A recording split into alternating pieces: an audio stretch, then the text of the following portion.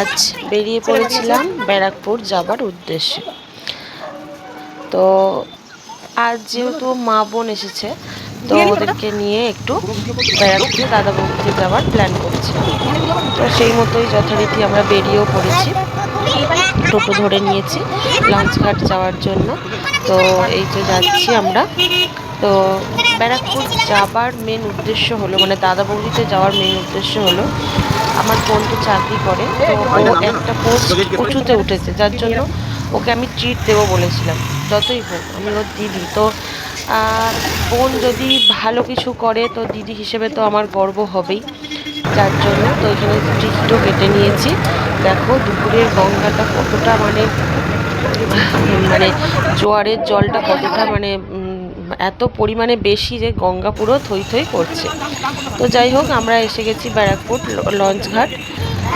তো এই যে নেমে এবার একটা অটো ধরে নিয়েছি ব্যারাকপুর যাবার উদ্দেশ্যে, মানে ব্যারাকপুর দাদাবৌদি যাবার উদ্দেশ্যে।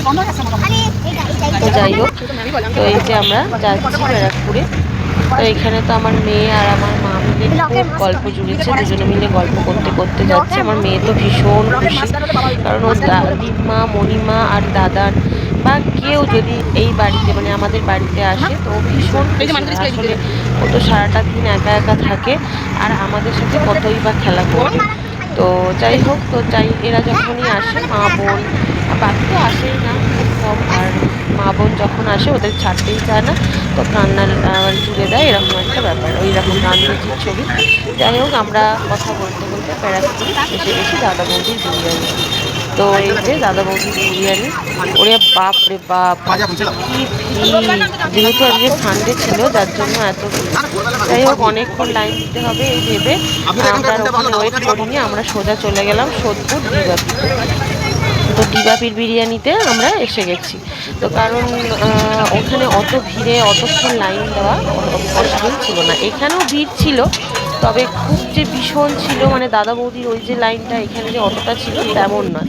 তবে এখানেও মানে অল্প ভিড় ছিল। তো যেই ভাবা সেই কাজ, এসে পৌঁছে গেলাম। এই দেখো ডিবাপির যে বিরিয়ানি, সেখানে কেমন কাঠের জালে এরা বিরিয়ানিটা বানায়। এই যে এখানে এখন মাটন ফুটছে, মানে বিরিয়ানির জন্য মাটন সিদ্ধ করছে।